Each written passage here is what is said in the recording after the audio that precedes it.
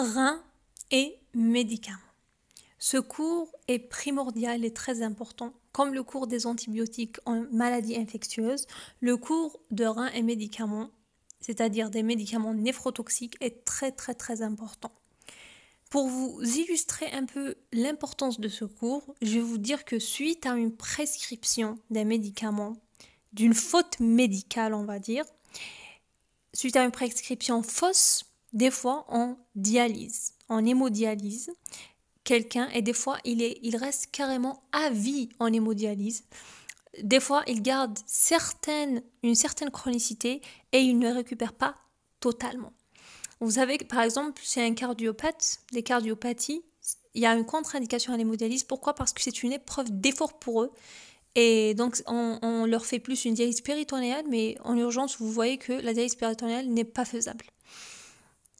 Ok, donc, je vais vous citer déjà quelques traitements, quelques médicaments néphrotoxiques en premier lieu, pour avoir un peu les médicaments clichés en tête. On a les AINS, les anti-inflammatoires non stéroïdiens sont néphrotoxiques, les produits de contraste iodés qui ont une toxicité directe sur les néphrons, sur l'unité fonctionnelle du rein.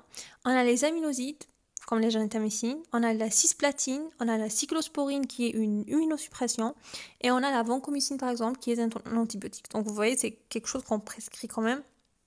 Tous ces médicaments que j'ai cités, on les prescrit pas mal. Donc il faut savoir que médicaments et reins, pour avoir des urines, il faut qu'il y ait une tension artérielle sanguine, une tension artérielle dans le sang qui est normale, qui est bien. Il faut avoir une tension déjà artérielle. C'est pas quelqu'un qui est en état de choc ou autre, il peut pas avoir des urines. Ça, c'est juste pour avoir en tête la physiologie. Il faut qu'il y ait une tension artérielle, du sang c'est-à-dire, du sang c'est une tension artérielle, pour avoir des urines. Le rein c'est quoi? C'est un organe d'élimination. Élimination de quoi? De tout, il filtre le sang. Les urines, c'est du plasma. C'est du plasma.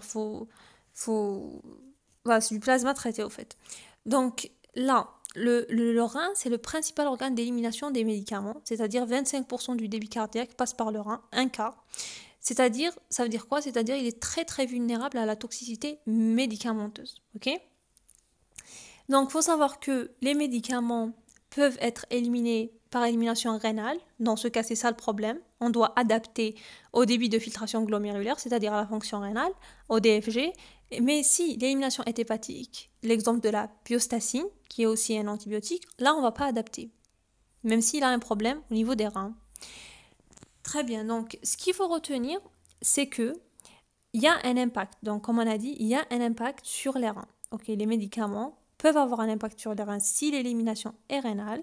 Donc, il faut prendre les précautions par rapport au DFG. Il faut questionner notre patient sur ses traitements, ses antécédents, son âge et prendre le patient au complet. Est-ce qu'il est diabétique? Est-ce qu'il a une insuffisance rénale préexistante? Etc. Ok. Et puis, faut savoir que le taux sanguin de créatinine, la créatinine c'est quoi? C'est le produit de dégradation musculaire, c'est un déchet qu'on trouve dans les urines, pas dans le sang. Donc quand la créatine est inférieure à 30, il faut faire attention. Okay, quand la créatinémie est inférieure à 30, il faut faire attention, c'est une insuffisance rénale sévère. La créatinémie, quand elle s'élève, c'est une insuffisance rénale. Okay. Voilà, quand la créatinurie est basse, c'est-à-dire la créatinémie est élevée, quand la créatinurie est inférieure à 30, il faut faire attention à l'insuffisance rénale sévère. Et la créatinémie, quand elle augmente, c'est-à-dire que c'est une insuffisance rénale, c'est un marqueur rénal, c'est un bon marqueur rénal. Et puis, ce qu'il faut savoir, donc, c'est que donc là, quand il y a une insuffisance rénale, même le volume de distribution, ce n'est pas le même, il change. L'exemple, si on a un syndrome néphrotique, il y a des médicaments qui se lient à l'albumine dans des cas. Donc, toutes les étapes seront modifiées. Déjà, c'est ça qu'il faut retenir. Donc, quand je dis que il y a un problème rénal, c'est-à-dire il y a un défaut d'élimination, parce qu'on a dit que c'était un organe d'élimination. Donc, qu'est-ce qu'il y aura comme conséquence? Il y aura un surdosage. Le surdosage, donc c'est-à-dire un risque de surdosage, c'est-à-dire des effets secondaires accentués en excès. donc la toxicité augmente, ça aggrave l'insuffisance rénale qui est déjà là. Donc insuffisance rénale, on va donner comment? La posologie. La posologie, elle doit être réduite, ce qu'on appelle adaptable à la fonction rénale, au DFG. Très bien. Donc maintenant, on va voir les mécanismes de cette atteinte rénale. En premier lieu, on a le mécanisme hémodynamique, c'est-à-dire à l'intérieur du rein, intrarénal, comme les AINS, les IEC ou les ARA2. Là, quand les IEC et les ARA2, en vrai, ils sont néphroprotecteurs. Donc, quand ils ne sont pas bien prescrits, dans ce cas, ils peuvent donner une atteinte rénale par mécanisme hémodynamique, c'est-à-dire par hypovolémie. Ils peuvent entraîner une hypovolémie. Deuxième truc, c'est la toxicité directe des produits de contraste iodé. Troisième mécanisme, c'est l'immunoallergique. L'immunoallergique, c'est surtout les antibiotiques plus ciprolance. Ils sont imprévisibles. Généralement, le pronostic il est favorable dans ce cas. Et quatrième mécanisme, c'est l'obstruction intratubulaire par des médicaments qui passent vers la lumière tubulaire. Très bien. Donc là, les médicaments néphroprotecteurs pour les IEC et les ARA2, juste pour dire que en vrai, ils s'opposent à la protéinurie, c'est comme ça qu'ils protègent les néphrons, surtout chez les diabétiques, IEC, ARA2, sauf quand ils ne sont pas bien prescrits, ils peuvent donner une hypovolémie pour nous mettre d'accord. Maintenant, l'agression des aminosides, des AINS ou bien du produit de contraste peut concerner, on va le voir par la suite, peut concerner l'intégralité. Voilà, là, c'est ici que c'est écrit. Donc, l'agression aminoside, AINS ou produit de contraste peuvent concerner l'intégralité de la structure rénale, c'est-à-dire soit au niveau du glomérule, ça va donner un syndrome néphrotique, soit du tubule, ça va donner une nécrose, soit du tissu interstitiel, tout ce qui est immunoallergique, les vaisseaux et tout. Ok, et puis, il faut savoir que soit la voie rénale, donc l'agression peut concerner toutes les structures, et les effets secondaires peuvent concerner tous les organes, même en extra-rénal. La voie orale ou IV, ces médicaments soit par voie orale ou IV, les deux voies sont néphrotoxiques. Ok, elle peut être directe ou indirecte. Donc cette néphrotoxicité, donc la définition en soi, elle peut être soit fonctionnelle, c'est-à-dire une créatinémie élevée, c'est-à-dire une insuffisance rénale, ou bien structurelle. Structurelle, donc voir avec fonction rénale normale, c'est pas à l'écho ou à la biologie qu'on va diagnostiquer, c'est un diagnostic avec biopsie dans ce cas quand c'est structurel, quand elle donne des atteintes structurelles. L'exemple, le syndrome néphratique. On pourrait avoir une créatinémie normale, ça ne veut pas dire que les reins sont sains. Plus, toujours, on doit faire le labstix parce que quand on a un syndrome néphratique, on peut penser. Donc, on trouve du sang, des protéines. Donc, on va penser. L'orientation, c'est par le syndrome néphrotique, mais le diagnostic, c'est par la biopsie pour ce qui est on va dire, des atteintes structurelles. Donc, comme j'ai dit, l'urine, faut mettre en tête que c'est du plasma ultrafiltré. Voilà, c'est du plasma ultrafiltré. C'est quoi au fait? C'est la filtration plus la sécrétion moins la réabsorption. Donc on a la clairance qui va être renseignée par le DFG quand c'est inférieur à 30 ml par minute. Là c'est une élimination des médicaments qui est diminuée, c'est une insuffisance rénale sévère. Très bien. Maintenant, qu'est-ce qu'il faut retenir? Voilà, ça c'est pour la fonction rénale. Voilà, ça c'est comme j'ai dit quand c'est diminué. Donc là, l'adaptation rénale maintenant. L'adaptation rénale.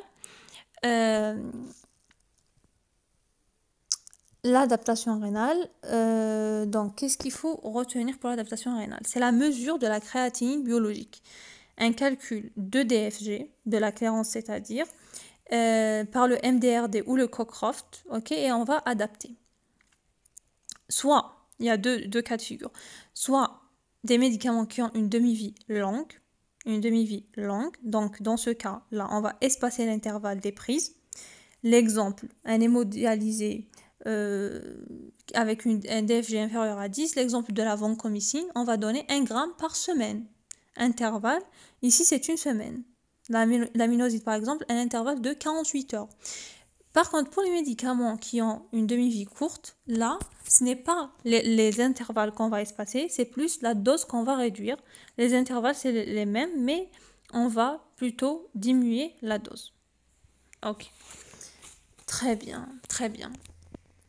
Maintenant, les facteurs de risque. Les facteurs de risque pour avoir cette néphrotoxicité. Déjà, il y a des facteurs liés aux patients, il y a des facteurs liés aux médicaments. Pour les facteurs liés aux patients, on a les personnes âgées supérieures à 60 ans. Pourquoi? Car déjà, à partir de 40 ans, le DFG diminue physiologiquement. c'est le vieillissement rénal. Les femmes, les infections, les chocs septiques, la fièvre, la déshydratation. Donc là, par exemple, dans un cas de choc septique et tout, dans ce cas, le pronostic vital prime. Donc on peut sacrifier le rein si le prix, c'est pour avoir un sujet vivant. Mais il faut toujours prendre les précautions. On a les personnes atteintes de maladies rénales préalables, la survenue de vomissements, de diarrhée, de déshydratation, on ne s'amuse pas. Il faut rétablir toujours la volémie. L'existence de certaines pathologies sous-jacentes, insuffisance cardiaque, insuffisance hépatique, état d'hypovolémie, diabète. La néphropathie diabétique est inévitable et évolue à bas bruit, donc attention. Les insuffisances rénales relatives, un syndrome néphrotique, une cirrhose, une insuffisance cardiaque à bas bruit. Pourquoi? Car le cœur, là, déjà, il ne travaille pas bien. Donc, faites-moi attention aux insuffisances rénales relatives et aux insuffisances rénales en soi, préexistantes, etc. Et puis, on a des facteurs liés aux médicaments, comme on a déjà la nature du médicament. L'iode, par exemple, on a une exposition répétée avec des scanners, avec injection de produits de contraste. Ils vont faire... donc, on doit faire un scanner que dans les urgences, qui peuvent emporter notre patient avec cette injection de produits de contraste. On va toujours éviter les scanners. Déjà, selon, on va dire l'OMS et les dernières recommandations, ils nous disent que le maximum qu'un individu devrait faire de scanners avec injection de produits de contraste, c'est 2 scanners durant toute sa vie avec injection de produits de contraste. Si vous lisez des articles. Fiable. Et puis, là, on fait des scanners avec injection à tort et à travers. Et le plus grand problème, c'est quand on fait une injection gratuite, c'est-à-dire sans qu'il y ait à la fin quelque chose qu'on a trouvé qui engage le pronostic vital ou autre, sans sauver le patient, sans rien. Juste en lui faisant sa toxicité directe et en l'exposant à une insuffisance rénale chronique. Ok, donc la nature du médicament, les caractéristiques pharmacologiques, la forte dose, la voie d'administration aussi, la durée du traitement, l'utilisation prolongée par exemple des AINS. Les AINS, la normale c'est 2 jours jusqu'à 5 jours max, mais pas plus. Donc quand on utilise la prolongation des médicaments et tout, là ça peut être très néphrotoxique. Les éventuelles associations avec d'autres médicaments, l'association de plusieurs traitements néphrotoxiques doit être très évitée. Ok, très bien. Donc là, voilà, très bien, c'est ce que vous devez savoir, les facteurs de risque sont importants, ok. Donc maintenant, on va parler de l'insuffisance rénale aiguë fonctionnelle. Donc, quels sont les médicaments qui la donnent, etc. Donc, la fonctionnelle, c'est-à-dire la diminution du flux rénal. Donc là, vous avez le Furosal. Le Furosal, c'est l'Azilix, ok, c'est l'Azilix. On a aussi... donc ça, c'est des médicaments qui vont donner une insuffisance rénale aiguë fonctionnelle. On a les AINS, ok, les AINS au fait, vous voyez ici, sur ce schéma vous allez tout comprendre, les AINS, ils vont diminuer les prostaglandines au niveau de l'artère afférente. Ils vont diminuer les prostaglandines. Attends, on va expliquer ça. Ils vont diminuer les prostaglandines. Ok, vous voyez l'effet, ils vont diminuer les prostaglandines. Donc, les prostaglandines, elles ont un effet comment? Elles ont un effet vasodilatateur. Donc, les AINS annulent cet effet vasodilatateur. Il n'y a pas de vasodilatation au niveau de l'artère afférente. Donc, quand il n'y a pas de cette vasodilatation au niveau de l'artère afférente, donc, elle va nous donner quoi?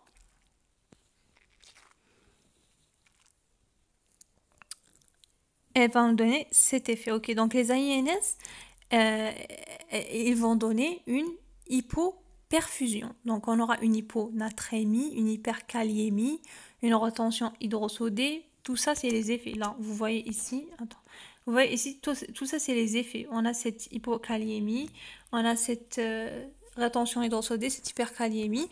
Donc 5 jours max. Les AINS, c'est 5 jours maximum. Ne pas associer à l'IEC et à l'ARA2. Attention. Pourquoi? On ne va pas associer à un IEC et à un ARA2. Vous voyez ici, on a une hypoperfusion déjà par les AINS, car ils vont donc annuler la vasodilatation, donc ils vont donner déjà une vasoconstriction. Et puis les IEC et les ARA2 on aura aussi, ils vont inhiber le système rénine-angiotensine-aldostérone. Donc, les IECRA2, c'est plus au niveau de l'artériole efférente. Donc, la vasoconstriction par IECRA2 qui va être donnée. Donc là, le DFG, il va carrément chuter. Donc, c'est pour ça, c'est une association qui est interdite. Ok. Donc, si on a une insuffisance rénale chronique avec une clairance inférieure à 20 millilitres par minute, là, il y a une contre-indication aux AINS. Ok.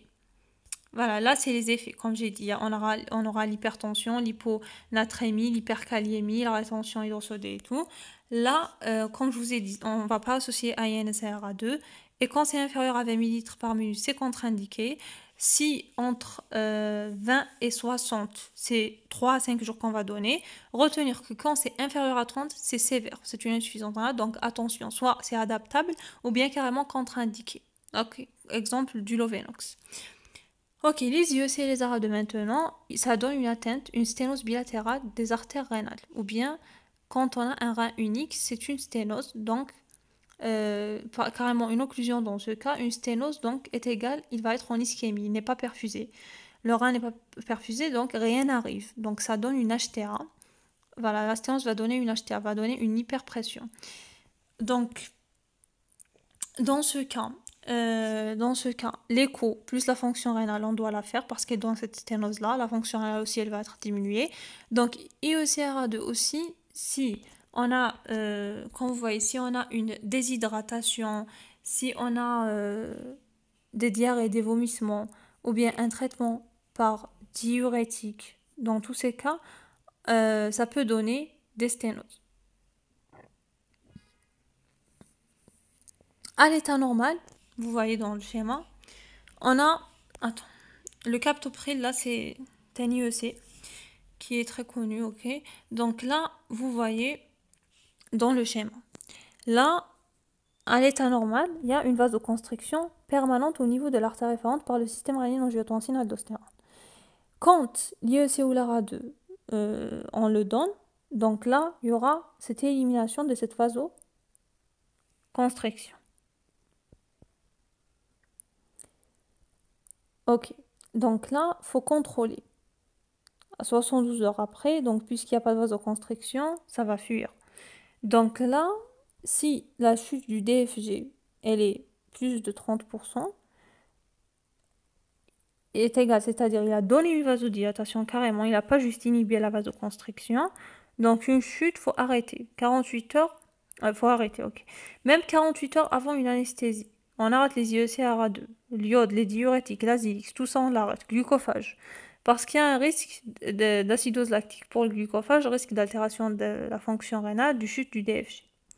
Voilà, tout ça c'est voilà, pour vous dire quelle est l'action et comment on va faire.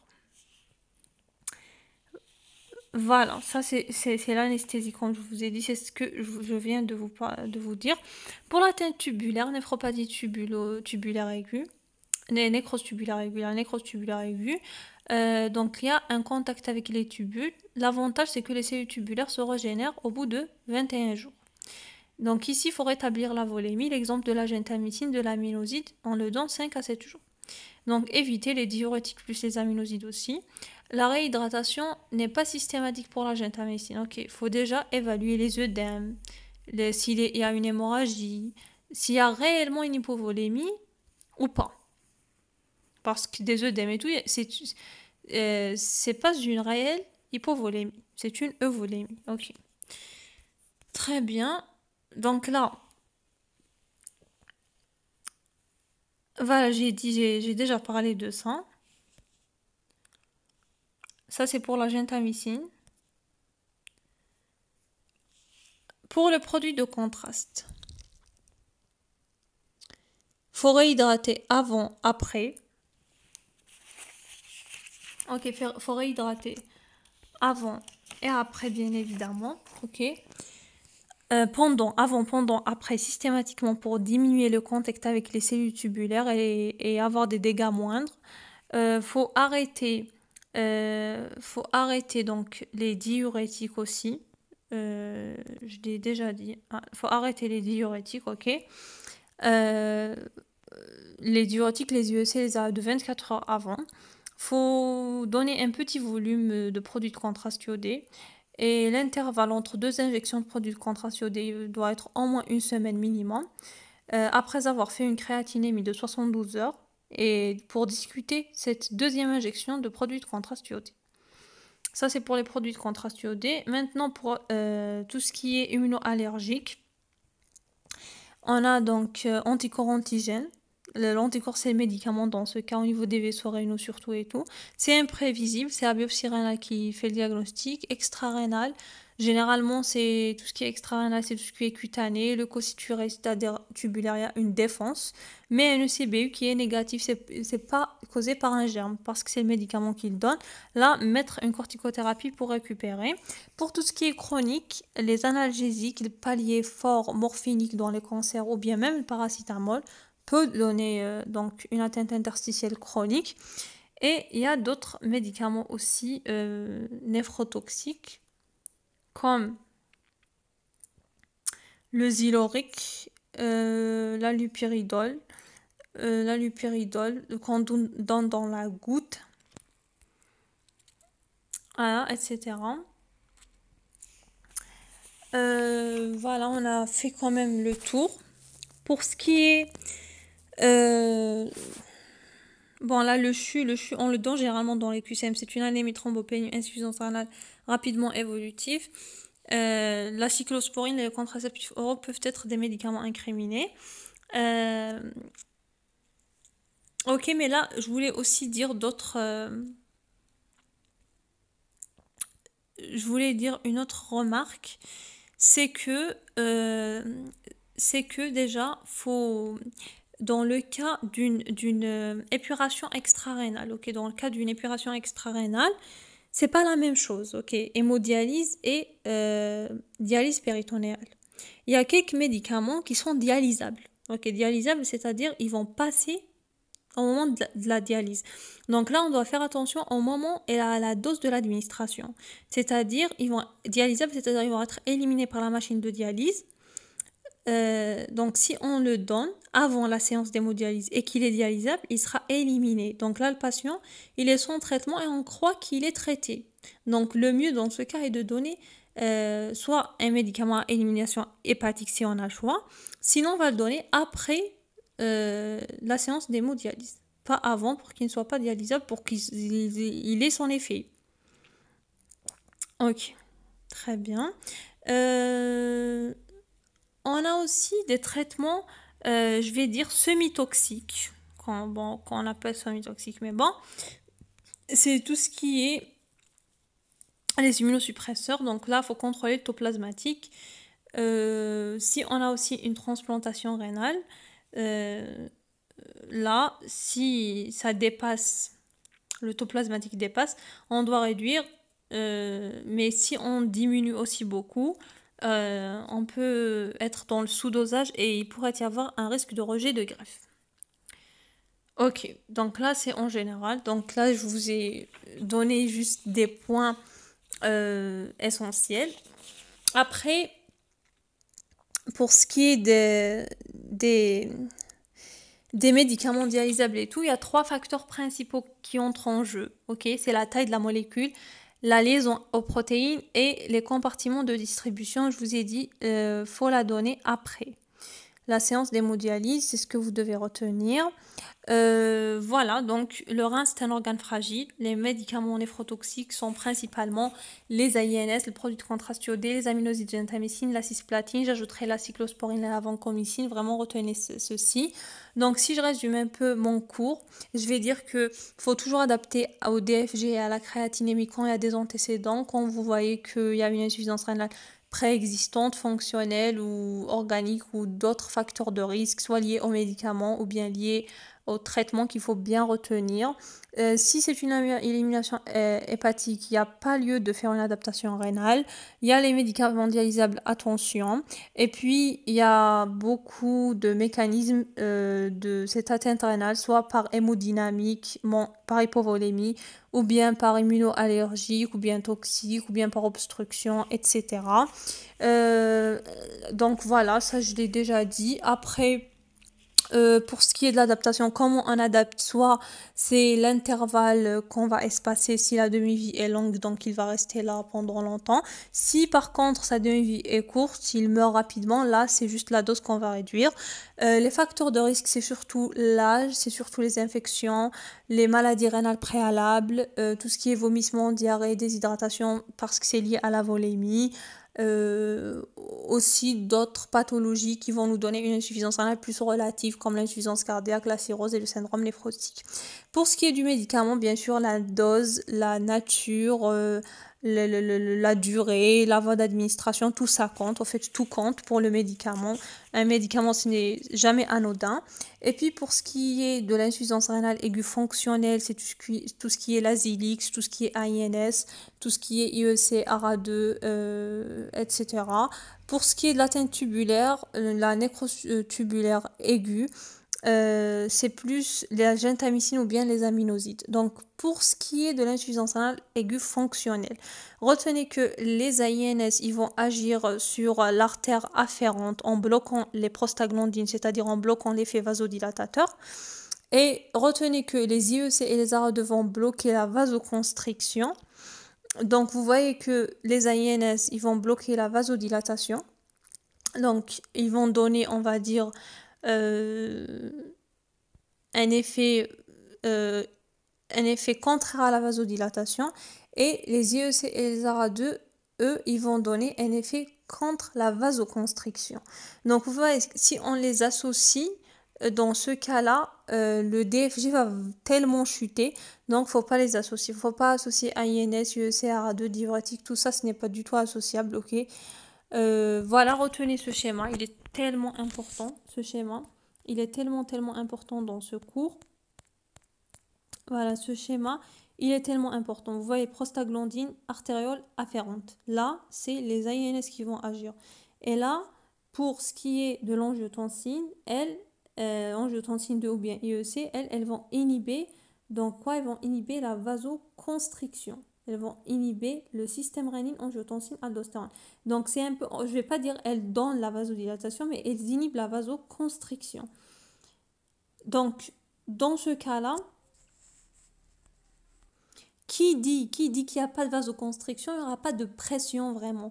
Donc, il y a la pression glomérulaire, elle va diminuer. Comme un tuyau, retenez un tuyau, quand il y a l'eau, il n'y a pas vraiment de pression, l'eau, elle va couler doucement, tu vois, elle va couler doucement. Donc, c'est le cas des IEC et des ARA2.